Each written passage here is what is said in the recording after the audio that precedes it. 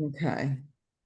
Hi, this is Ed Rising, and welcome back to Ed's Pop-O-Matic Podcast, a retro pop culture podcast where everything retro beats anew if you keep it in your heart.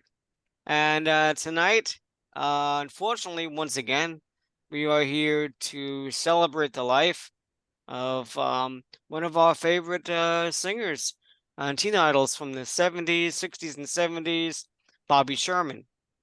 So, we are here tonight. We have a good group of people, and we have Terri Lilly, Susan Ryan, Gail Bajkowski, regular here, and another regular, Fred Velez.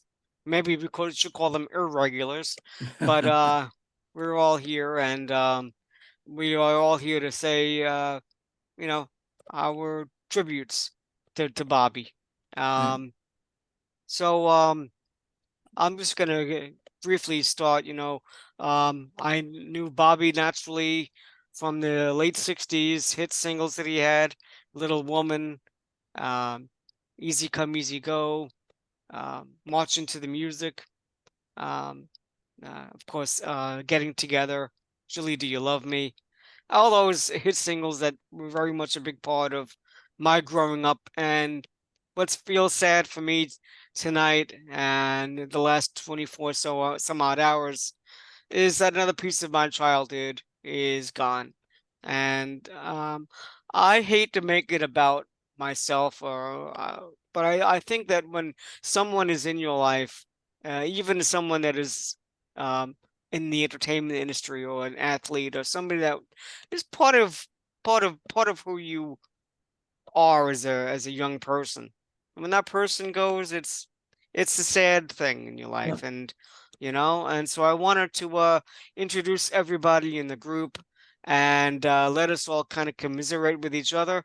Terri, we'll start with you. Terri, Yes. how are you tonight?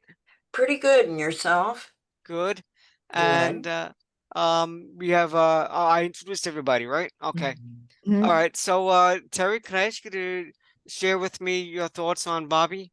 Okay. I can remember as a preteen that he was pretty much all our heartthrobs. And I had his posters up in my bedroom and stuff along with Bobby Rydell and people like that. So I loved his music. I think he had everything as far as I was concerned at that time. He had the hair, he had the nice blue eyes, he had the smile, he just had the look. Yeah, So, yeah. yeah, and where I lived at the time, a lot of the kids weren't allowed to play music, but my family brought me up with music. So of course, all the girls would come to my house to listen to the heartthrobs that they all liked and stuff. But yeah, he played a big part of my memories as far as growing up as a preteen. Yeah. Okay, and Susan? So I was a little younger than Terry. Um, and so my memories are of an elementary school kid. I was, I don't know, 8, 9, young. Um, I mean, I remember hearing his songs on the radio, and I remember seeing him on guest shots on television programs that I watched. Like he was, you know, um, a guest on the Partridge Family and other things like that. And I was a big Partridge Family fan, so of course. But funnily enough, okay, well, all my little friends loved David Cassidy. I liked Bobby Sherman. I mean, I liked David Cassidy. Don't get me wrong, I did. I mean, we all did. But Bobby Sherman was it. He was the guy. He was the thing. Of course, I was too young to know what the thing was. I knew there was a thing. It was a nebulous thing. Okay, I was 8. No hormones yet. But he was handsome and he had a nice voice. And I remember watching Here Come the Brides when I was a kid. And what's really funny, but this is totally tangential, is that I did not realize that one of the other brothers was David Soul, who was later on Starsky and Hutch. I had no, Right. this is how young I was. I had no clue. But he was very popular with the kids in my school and with the all us little girls. who were too young to understand what it was, but there was something going on, Yeah, So yeah, my memories are of a very much a preteen. Um, and but they're all good memories, and they're all yeah, just memories of thinking this is a really nice looking guy with a great voice and with catchy music, and he can act and he can sing and he's good looking, and so I guess it was the beginning of you know what I mean? yeah. Like your first crush, more or Yeah, less. Yeah. yeah.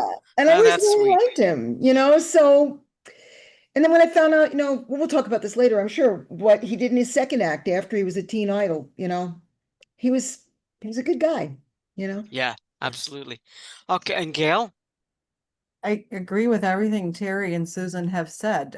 He was definitely a very good-looking guy. Came across so personably whenever he was on screen. Good entertainer. He could sing, he could dance a little, he could move, he could act. There was something very, very appealing about that. And like you said, Susan, we were young, we didn't know what it was, but that's kind of why it's so sweet. It's so innocent when you think back. But he kind of came off the screen, and was very warm.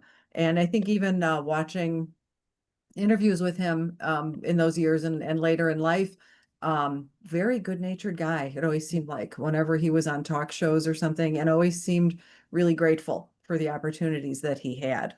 So Yeah, very yeah. endearing. Yeah, Nice guy, Yeah, right? for And sure. Fred, what was your earlier memories of Bobby as far as his career, or what you were you following him at all? Not him particularly. As you know, I'm a big Monkeys fan. I've written a couple No. books. Yeah.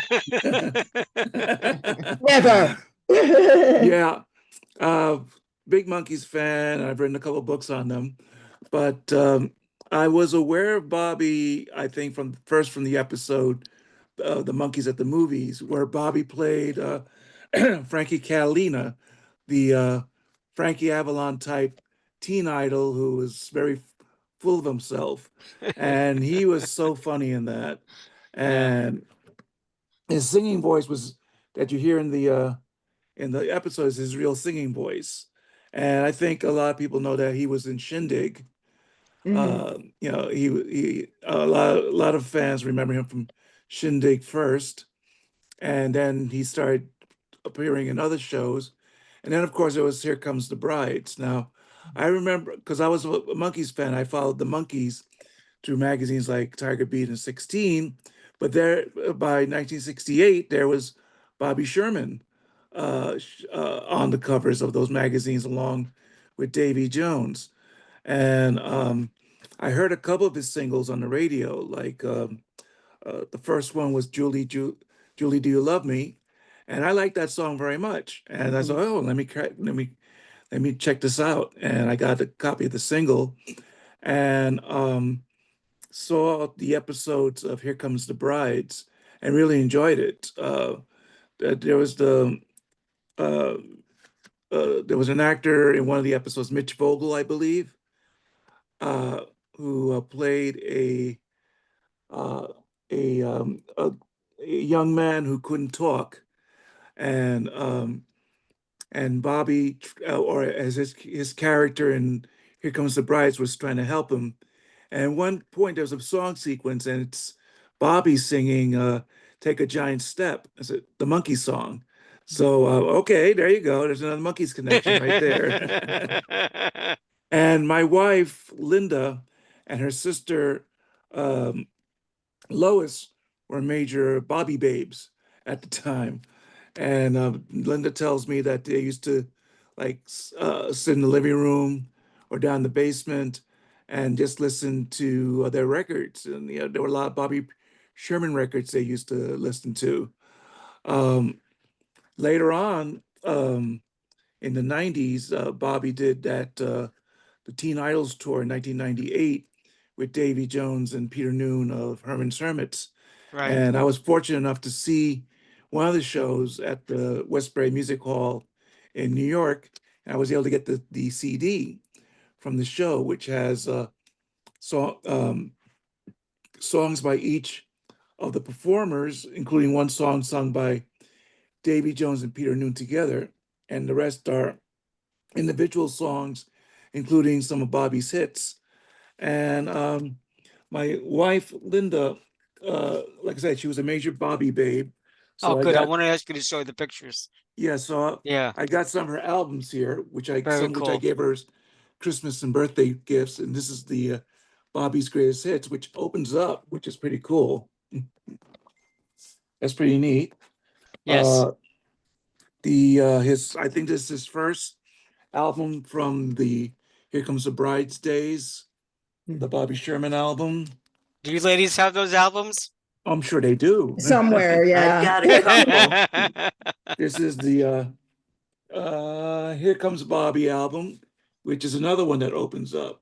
Can you open that up for us? I'll do my best. Do the best you can. Without There you destroying go. it. Oh, yeah.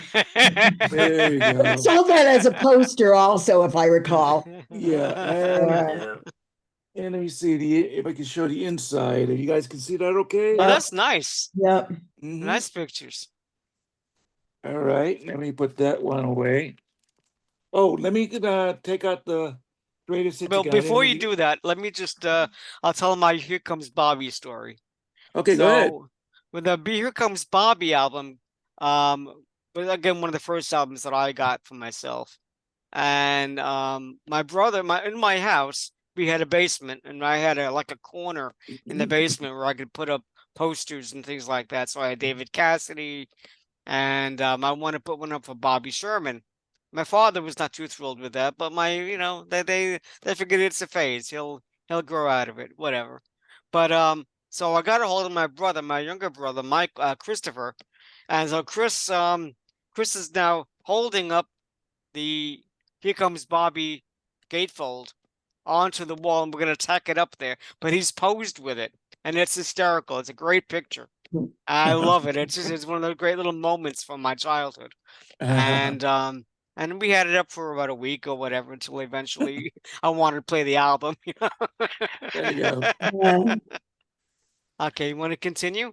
Yeah, well, let me go back to the Bobby Greatest Hits because not only does this open up, but there's also a gatefold also. So there's more pictures inside, Oh, okay. which is pretty cool. If you could see that, just pretty neat. I'm sure all the girls loved it. Do you know if Henry Diltz did pictures for him? I think he did because he worked on Tiger Beat. He was the photographer for Tiger Beat magazine. So I'm sure a lot of the pictures that are in Tiger Beat he took. Here's the which one is this one? This is the Scrap album, Bobby album. And it opens up also. I like the fact that a lot of these are gatefolds. Yeah. Now Yeah, this- yeah. A this lot is of the- production involved in nice. those albums. this is the portrait of Bobby album, which is interesting because this is actually here's the back of it. But the thing is that this is supposed to be the front, but the album comes out from the other side, which is interesting. Usually it comes Look out at from this Yeah, side. yeah. Maybe that was actually just a manufacturing error. Yeah. I don't know. I don't know if it was or not. Oh, there he Yeah. is. There's And the man, the Plastic is here to legend. join us. Plastic Hey, EP is Plastic. here. Hi, Plastic. How are you? I'm in Hello. my truck waiting to come on the show. Can you see me? Yes, I we can Yes. see you, We can see you. and I can hear you.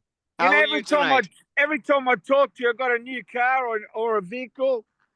In Australia, we call these utes, but you call them trucks. You see that? Mhm. Yeah, very Nice. nice. So it's an oldie but a goodie. There you go. Very cool. And I just want to say we're here for Bobby Sherman, right? Mhm. Yep. That's right. Now I got to say, when we did that interview, right, and you organised the guy that wrote the song "Julie, Julie, Do I Love You," and he sang all the backups on Partridge Family songs, that was great. How are you, Susan? Hi, I'm good. How are you, Plastic? I'm okay, still going along. As I said, I'm outside the cafe. It's winter here and Mhm. it's freezing. I'm going to talk about Bobby Sherman, but I just want to say my son did that mural there. On the cafe. Nice. Very nice. At least you can see it. Anyway, I want to say Bobby Sherman started off, he was on Shindig, he was dancing with Donna Lauren. He's part of the 60s. To be on that Monkeys episode, Monkeys at the Movies, right? Mm-hmm. That was great when he dances on the stage and then he disappears. And then he's going to take over the role as Davey as lead actor. I mean, the guy's a living legend, and I got to say, his TV shows that he was on, what is it, Seven Brides or whatever it was called. Here come the brides. brides. The guy was an all-around entertainer. I got to say, people love his songs. You agree, Fred? Oh yes, definitely. Anyway, he could sing and he could act. And basically, he was the 60s package. And if you've seen some of his shows on YouTube, the guy's just right up there. He's right up there. As one of the US's biggest stars in the 60s, he was it. That's basically my tribute to Bobby Sherman. And it's Thank you, the Plastic. show there. Plastic, can I ask you a question? Go for it. Yeah, was Bobby Sherman big in Australia? I don't know if Bobby Sherman ever coming to Australia to perform. As far as I know, no. But was he Popular there? Was he Yeah, he popular? was popular there. They knew him from the shows, from the TV, and the music. Okay. Very cool. All right. And listen, continue what you're doing. And I just want to say it's good that you're paying him a tribute today. And as I said, it was an honor. The other show that you did where I actually got to meet the guy that wrote Julie, Do You Love Me? Because to me, that's my favorite Bobby Sherman song of all time. That was Tom Baylor. Tom Baylor, yeah. that's Tom right. Baylor, Remember? who wrote That was Julie. huge. He wrote that song, and he wrote not the Girl Is Mine. What's the one from Michael Jackson? He wrote a song called Little Woman. She's Out of My Life. She's Out of My Life. Yeah. He wrote that one, and of course he worked as one of the background singers in all the Partridge Family records, vocal arranger for We Are the World, and so many other things. But yeah, that was very nice to have him on one night. He said he was singing behind Bobby Sherman and helped with the vocals and Bobby appreciated it because it was his song anyway. But as I said, it was great meeting him. Anyway, Carry on with the podcast, and I'm glad I could make my appearance here. I'm going back to sleep in my truck. All right. Okay, Plastic. Have a nice evening. Take care. Take good care of yourself. In All right? a while. Goodbye, mate. Bye now. See ya. Okay. If I could you'll just have to let me out. Yeah, I'm working on that. let him out. I think you have to find. I got it. I got it. It's all right. I got it. Remove him. Remove You're out. me. You're out. You're out. Doing that on a phone is an adventure in. Yeah. Oh yeah, absolutely. Okay, if I could just finish up on the Finish last up few your minutes. things there, please, Fred. Okay. Thank you. Well, the other thing I got is Ann Moses' book, Meow, which is all about her Tiger Beat days and all that. And Ann was nice enough to sign it for me, and even gave me a personal note, which was nice. Yeah, that's very nice. And for those who have the book, you know that Bobby did a little forward right there. Such a nice guy. And the last thing I got here, I actually got this from my wife, Linda. It was Bobby's memoirs. Nice. And I found an autograph copy. Oh, very nice. Personally autographed by Bobby. And this is funny because when they had the tribute to Davy Jones shortly after he passed away in Beavertown, Pennsylvania, they had a big sort of like a festival for him in 2013. And they had some dealers there, and one of the dealers had the Bobby Sherman book, which I bought for my wife as a gift because she, like I said, she was a major Bobby babe. Yeah. And the fact that it was autographed by Bobby made it even better. So I got to read this book because I haven't really read it yet. But It's a nice book. I have the book. I can't seem to find my copy. It isn't exactly earth-shattering, but it does have some very nice remembrances about his time as a teen idol, so forth, and his personal life. I mean, not so much his personal life, but the fact that he got involved in as I think Susan began to talk about, was his work with the EMT and so forth. Yep. Would you care to elaborate a little bit more on that, Susan? Well, in his second act, after he was no longer a teen idol, he became a paramedic and emergency training officer for the LAPD. And I remember not thinking about him for years, and then seeing something. This could have been 15 years ago or more. Seeing something on the news or on an entertainment program, I can't even remember where they talked about what he was doing. Yeah, And I thought that was so amazingly awesome yeah, that he had spent, the early part of his career and early part of his life as a teen idol. Obviously, he made money from that. Obviously, he had the leisure to pursue things he really wanted to, and that's great. And when you have that opportunity and you take it, he took that opportunity and he turned it into a life of service. yeah. And I think that speaks to what kind of person he was. I really do, because he gave back, and he was not only a paramedic and EMT, but he did the training of paramedics and EMTs for the LAPD. Yeah, And I remember thinking that was the most amazing thing, that he felt so strongly that he wanted to give back. And I was just reading to sort of refresh my memory. I was reading up some stuff on him just now. And like, he and his wife, is the wife who he's married to now, when he died, they founded a charity to educate people in Africa. I mean, he really, I think he took what life had given him as a young man and turned it into service and dedication to others. And not everybody does that, and it speaks volumes about what kind of man he was, that he it did that. does. It really does. And you know what? As a young person, whenever I saw Bobby on TV or I read about him or I listened to his songs, if you listen to his songs, he sounds like a friend. Yeah. He sounds like a nice guy, and he managed to that wasn't just a persona that I was putting through Yeah. for being an actor or anything like that, or being a singer, show business. He's a real guy, and as you just lay it out, Susan. I mean, that's wonderful that he was able to live a life of service, and that's really very cool. There's a great Um, story about his EMT days that I would like to share.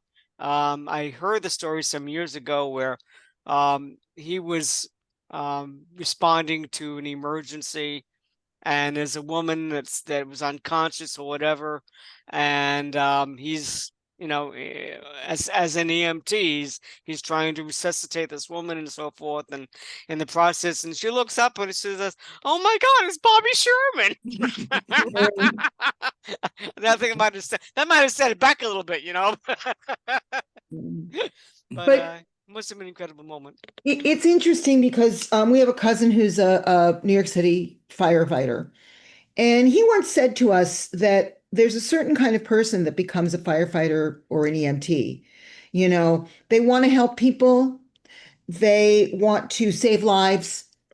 They go into it because they are kind people, Hmm. and they're the people that a firefighter goes into a burning building, or an EMT goes to an emergency situation and wants you to run towards them. They don't want to scare you and make you run away. And that he did that as his next career, I think he picked up upon that when all the fans wanted to be near him, Yeah, and he wanted people to come to him. He didn't want people to run from him. And I can't get over what a wonderful transition that was for him. sure, absolutely. Okay. One of the next things I wanted to talk about was the transition from Here Comes the Brides to his next series, which would have been Getting Together. And Gail, you and I are both, and Susan as well, right? You're a big Partridge Family fan, which I did not know about, and which we will be talking about much, much, much more of We'll as, discuss that, as yes. time goes by. But Gail, do you remember where you were when Bobby Sherman guested on the Partridge Family. I'm sure I was watching that episode when it first aired. I think it was late in the season, 71. So like spring of 71, first season. Yeah. Yeah, I remember seeing that Mhm. and watching it even in more recent years. I think it's a really good episode. It's an interesting episode. And he really shines in that, I think. And I remember watching Getting Together when the series debuted, and I liked it a lot. I thought Wes Stern was a really interesting actor. Oh, And I don't know why the series didn't catch on. I don't even know if it went for a full season. But yeah, I thought that was a shame because I thought that show had real potential. There, we're talking about Bobby. I think that show had a lot of warmth. So Yeah, I liked it too. I liked the I concept remember that. behind them song about a show about songwriters. Mhm. I thought that was and that was a nice um grouping between Wes Stern and Bobby Sherman. They were very different type of people. I could see a lot of good storylines coming out of it. Um, but I think that what became of the TV series probably wasn't what it really should have been. I think it probably put him in more of a domestic situation. If I remember correctly, he lived with his aunt and his young niece, and so I don't know if that was necessarily the best way of writing that show, but I liked it. Hey, you know what the hell I was 11 or so years old. I enjoyed it, and that's pretty much the audience that they were going for. Yeah, Uh, I you know. remember the series too. I remember seeing the Partridge Family episode, and Mhm. then because the Partridge Family was sort of the pilot for the Getting Together series, um, the introduction to it, and then seeing the actual show. And here's an interesting thing. I remember specifically one episode where Bobby and Wes were part of an experiment where Wes would become sleep deprived and Bobby would pretty much be starved as a test and all that. And then they were both invited to a party, and Bobby's like gobbling up the hors d'oeuvres and stuff, and Wes keeps falling asleep. And I remember that because that same plot line turned up in an episode of Laverne and Shirley, the exact Mhm. same plot line. And I thought, whoa, okay, I remember this storyline. So who knows? The Getting Together might have been the male version of Laverne and Shirley. Well, that's Maybe, one of my favorite things about watching TV sitcoms. Because you right. can be watching an episode of I Love Lucy, an episode of Mhm. Everybody Loves Raymond, an episode about this or about that, and it's the same story. It's just how do they play it out, you know? There's nothing new under the sun even now. Exactly. No, nothing. One of my favorite memories growing up was the night that it was the Partridge Family episode of A Knight in Shining Armor when Bobby guested on the Partridge Family, and I was with some neighborhood friends watching it at my friend Colleen's house, and it was great. It was just a tremendous thing. Remember back in the day, you didn't have it on streaming or on DVD Mhm. or whatever, or reruns weren't a thing yet. So it was the only time it was going to really be on TV. And it was like an event. It was like watching the Olympics or watching the World Series or Super Bowl for kids, for Mhm. preteens. Yes, And yeah, the TV sets were steam powered. We had to throw another log into the okay, back of the set. we walked up the hill both uphill both ways, right? Right. But it was quite a moment, and I have a lot of great memories from that one.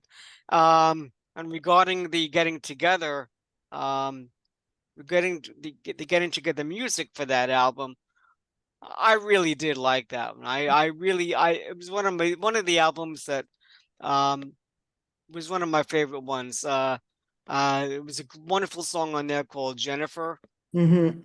and I think it was also the name of his niece. And so it was they had Waiting at the Bus Stop was a favorite of mine.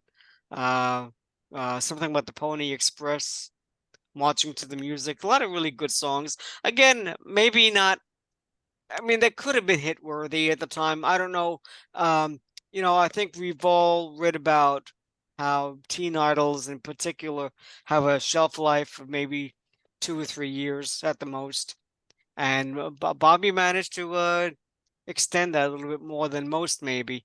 And regular airplay probably wasn't picking up on his hits after a couple of years. But I think there was some really good stuff that came out of that album and came out of that uh his singles. So Terry, I'm gonna go back to you. I'm gonna ask Okay. each of you if we could talk a little bit about favorite songs that Bobby recorded and anything that makes you smile and makes you feel good. Well, I always liked the Julia one because it always had an upbeat to it and it just made you feel good. And so I always enjoyed that. And also another favorite of mine is Hey Little Woman. Mhm. Oh yeah, That would be my top one. yeah, That is just, it just has that feeling to it. And like I said, he had the voice, everything for it. So he just yeah. did it perfectly. And it just Cool. always stuck with me here. Yeah. Yeah. And Gail, any particular favorites? Um, I want to share, speaking of Little Woman, this is my Oh, Picture cereal disc. box Oh, how 45. you still have Hey. this? Oh my she's God. One of she's the That's got one in awesome. captivity. yeah, I got that. It's Little Woman. Well, last time I played it, it's been a long time. Still played. And my Oh, husband's that's mad because he funny. needs a new That's stylus. cool. But yeah, That's really funny. I have a couple of Archies, I think, and I used to have monkeys, cardboard cutout 45s. Those are gone, but this one I still have. I'm a big fan of Easy Come, Easy Go. That one always Yeah. ends up in my playlists, and that's been in my head for a couple of days now. It's just very Yeah, catchy and yeah, very upbeat. yeah. Okay. And Fred? Well, Julie, Do You Love Me was the first single I got, so that was a big favorite. Also liked Easy Come, Easy Go. There's another goodie, and Little Woman, and the theme to Here Comes the Bride, Seattle, which is a really good song. Mhm. Yeah. I really enjoyed that. So, for me, I'm the kind of guy that likes a Mm. lot of the ballads. So there's a wonderful song, I think it's from the Bobby Sherman album, and it was called July 17. And Mm. it's just one of these little smoochy ballads Mhm. that, it doesn't seem right at this point in my life to be listening to, but I don't care. I like what I like, and I still like bubblegum music. It's still a big part of who I am. And so, yeah, so I love that. I liked his version of A Time for Us. Um, Burt Bacharach had done This Guy's in Love with You. Mhm. So Mhm. he did a version of that on one of his early records, you know. And there were just so many good memories of listening to his records. And the kind of guy that he was, as I said, he always seemed to be like a nice guy and maybe like an older brother type Mhm. of guy to when you didn't I mean I had an older sister and I had Mhm. younger brothers and a younger sister, but I looking up to somebody, and maybe at that time of my life I didn't have a great deal of friends, kind of insecure about myself. Hell, when you're 10, 11, 12, you just figuring out who you are, and Bobby Sherman is one of those people that helped me figure out who I was, and helped me feel that I was connected to something. Mhm. And so David Cassidy, of course, huge fan, the Monkees, all that kind of stuff. Yeah. I just gravitated towards all that, all the Osmond stuff. And Mhm. so yeah, so there was an emotional element with Bobby, and he's going to be greatly missed, even if I Yeah. haven't listened to his music or had him on regular TV in any shape or form the Mhm. last 30, 40 years. It doesn't matter because it's always inside me. It's Mhm. always Yeah. there. And those songs are always coming in and out of my head. Easy Come, Easy Go is going to pop into my head every so often. Mhm. I'm going Yeah. to walk around. I'm going to sing this one or that one. It's part of who I am, and I'm very glad that I had that have that memory in my life. Right. Well, You know? those were really fun songs. They, you know, for the age group that they were aimed at, they were meant to be no more than just pleasant, fun songs to listen to. And I Yeah. think that's why the memory carries over so much. My sisters were, loved Bobby Sherman. They also loved the Partridge Family and the Monkees and stuff like that. So the Osmonds. So all that music, all those fun times. If you lived through those times, you're going to carry those memories for the rest of your life. You Uh, got it, man. and of today, in preparation for everything for tonight, um, I got a download of a lot of Bobby Sherman songs, and I found a download of some of his early singles before "Here Comes the Brides," and one of them was his version of Buddy Holly's "Well, All Right." And I never knew he recorded that, and it was a good version too. And I'm gonna go over some of the other materials, see if I could find if I could find the version he did of "Take a Giant Step." That'll be a nice little find right there. If I And did he can, do Yeah. take a giant step on the Monkeys episode? Or no, was no, that it no, was done independent of that? he did it on "Here Comes the Brides." Oh, okay. It was the episode with Mitch Vogel playing a mute kid that Bobby tried to help. So and that song was you could hear Bobby singing that song in the background. So I'd like to see if I could find that version of the song, Yeah, which would be nice. that's And I want to curious. go. Yeah. Mhm. And I like to try. Well, I just want to point out this thing about the 1998 Teen Idols tour. I got to see this show at the Westbury Music Hall, 1998, with Davy Jones, Peter Noonan, and Bobby. And everybody loved Bobby in that show. He was the first one to come out, and he just he was the minute he came out, the whole audience, the girls were screaming, and it was like 10 minutes of him just going in the audience, shaking hands, giving kisses, signing autographs before he even sang one note, you know. And that I thought was great, I showed how personable he was. And my wife, like I said, who was a major Bobby babe, um, she is jealous that I got to see that show. She never got to see she never saw Bobby in concert, and she was very jealous that I got to see him in concert. But I made it up to her. I found a DVD of one of the shows he did on that tour, so I got that for her. Um, that's to compensate for the fact she never got to see him in person. Yeah, yeah, yeah. Mhm. Terry and Gail and Susan, did you ever get to see Bobby in concert? No, I No, never did. unfortunately not. Unfortunately not. Yeah. But the songs there's such a thing as sense memory. So it's Yeah. like you don't have to remember it verbatim, but you kind of have this sense memory of it always being behind you and always being the soundtrack and always being there. Yes. And, Yep. I remember the girls in my fourth, fifth, sixth grade classes talking about him because this was in the early 70s, Right. we used to debate who was a better crush to have, And the nice thing, and this is something I could say across the board about a lot of music that we would otherwise lose.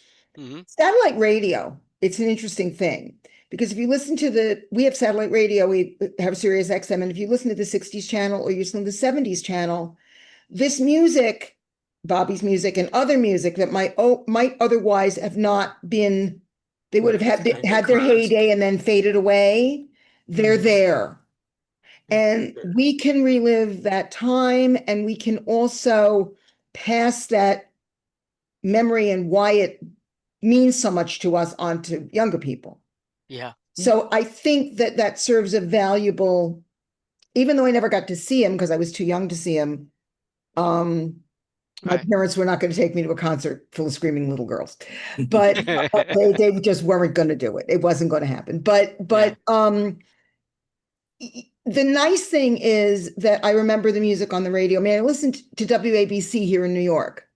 And top 40 radio, this music was there, and Yeah. played the stuff. It was strict top 40 radio. You could set your watch by when they would play a song that was in the top 40, because that was what they played all day. Yeah. So if Julie, Do You Love Me or Easy Come and Easy Go was like, somewhere in that chart, they'd play it at 10:30 and 2:30 every day. You listen to it, So Mhm. it's that Mm. that sense memory of a happy time.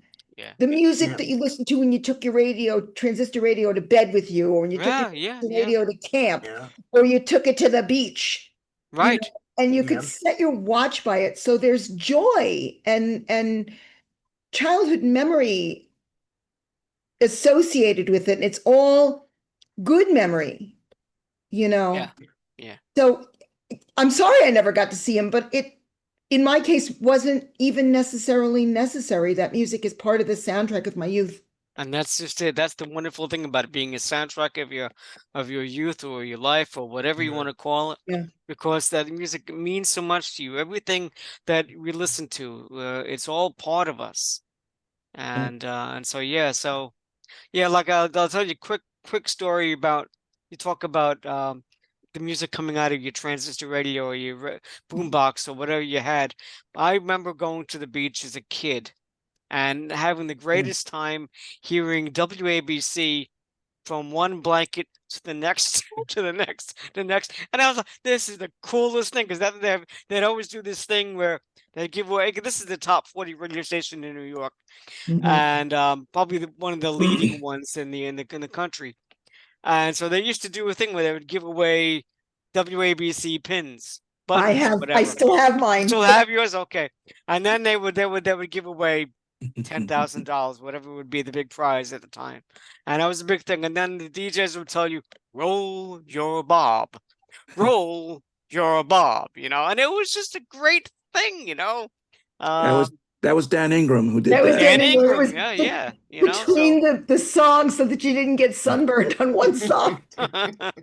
So I love all that. That's all very much a part of my life, and so Yeah. I'm very sad to lose Bobby. He lived till 81. Mhm. He struggled the last couple of years apparently with cancer, and that's never good for Mm. anybody.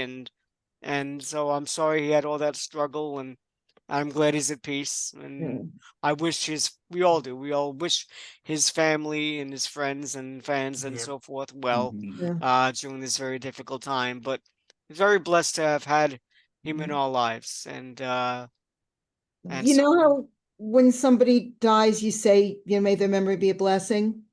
I really think his memory is a blessing. That we're Yeah. lucky we lived on the earth when he did. yeah, And his memory will always be a blessing to those who were his fans and to those whose lives he saved. And that is everything. he did something really big. Yeah. Yeah. And he made so many people happy. Not everybody can say that in their life, And Yeah. so it's profound. That's It's true. really Yeah. profound, Yeah. you know. It is. All right. So I'm going to go around one more time and let everybody kind of share a little bit about where people can contact them, any upcoming projects that they're working on. So Terri, can I start with you? Where can people find you? What kind of projects are you working on? Okay, currently you can find me on Facebook at the Rockin' Rhymer.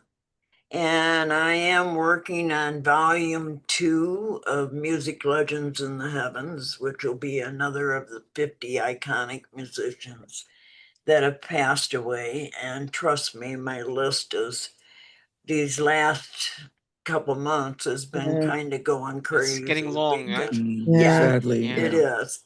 There's been so many, The every last time week I turn alone. around. Oof. Yeah, Yeah. every time I turn around, I'm hearing another one, and it's like, So yeah, I'm working right now on Miss Tina Turner. She's one of my all-time favorites as well. Yeah. So yeah, so that's kind of what I'm doing and just trying to get my life back settled down a bit. Then Cool. it just never seems to stop, you know, so, Well, thank yeah. God for that. Mhm. Yeah, Busy is good. You wouldn't Keep want fighting, nothing Terry. more. that's right. There you go. Gail, how But can they yeah, reach out to you? I am on Facebook and Instagram, following pretty much any site or page that focuses on 60s and 70s pop culture. I'm just there helping to keep the fandom alive. So you can Very cool. probably find me there. good job. Thanks, Gail. And Susan? In addition to doing stuff like this, I am the proprietor and tour guide of Fab4 NYC walking tours. I give Beatles themed walking tours in New York City. I can be found at my website, which is Fab4 Tours, Fab4 NYC Tours. So that's FAB numeral 4 NYC Tours.weebly, WEEBLY.com. And you can find out how to book a tour with me if you're in New York City. I love giving tours and showing off my town and talking about the Beatles.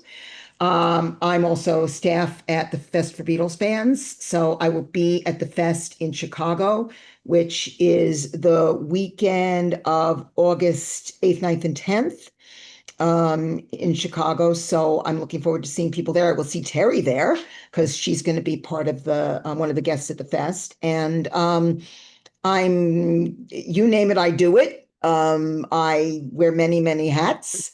And don't know how I managed to wear so many hats, but I do. And they look Yeah, good on you. You do well, thank that. you.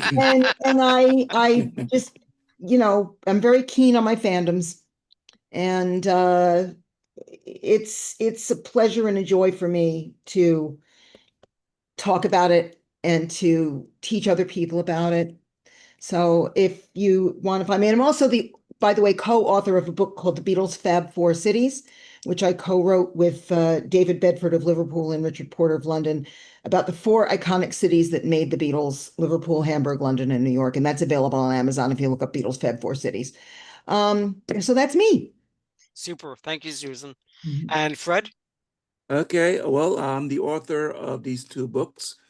The first one, A Little Bit Me, A Little Bit You, The Monkeys from a Fan's Perspective. My stories working with members of the Monkeys and going over their history, along with a lot of fan stories about them. And my more current book, A Little Bit Me, A Little Bit You 2, The Monkeys from International Fan Perspectives, more of my stories, plus stories from fans from around the world. Also, exclusive interview with Valerie Carey's Vinay, the widow of Nick Vinay, the man who discovered the Beach Boys, and her working with the Monkees, and also two members of the New Monkees, Dino Kovis and Marty Ross. I have interviews with them in this book as well. And I'm trying to work on a new project. Hopefully I can get it done by next year, and I'll give more details as that comes along. I could be reached on Facebook, on X, on Instagram, and MeWe. My books can be purchased on Amazon in both print and Kindles. And if you want to try and order signed copies of my books, you could reach me at my website, freddiePop.wordpress.com. You could go there and order signed copies of the books. So I hope folks will check them out. And again, there's such a Monkeys connection with Bobby Sherman, and so the two are intermingled. I mean, you had Bobby on the Monkeys episode, and him covering a Monkey song, and then being on the Teen Idols tour with Davy Jones and later Mickey Dolenz. So they again, all that music, all those memories are very dear, and we should appreciate and cherish the artists that we grew up with, and just um, wish them and their families all the best, and just keep the memories alive in our hearts. Cool. And Peter Noon was also part of that Teen Idols tour, and a wonderful performer. So I encourage everyone to go out and see Peter and have him sing all the Hermits songs and other things that he's done. A great performer, incredible energy and humor, and again another someone else that we should make sure that we celebrate, that we Yeah. appreciate. Anyway, my name is Ed Rising, and you can find me on Facebook, and you can also look up Ed's Pop-O-Matic podcast on I always get this screwed up these days, YouTube. We have our YouTube channel, and check out different episodes that we've done, interviews and nights like this. And so hopefully you'll enjoy doing that. I thank everyone for listening, watching, participating, enjoying your music, and all my guests tonight, Fred Velez, Susan Ryan, Terri Lilly, and Gail Bajkowski. I want to thank you and wish all of you a nice evening and warm feelings towards Bobby Sherman and his family on this sad night. Thank you very much, everyone. Have a good night. Thank Thank you, Good you. night, Ed. everybody. Ed.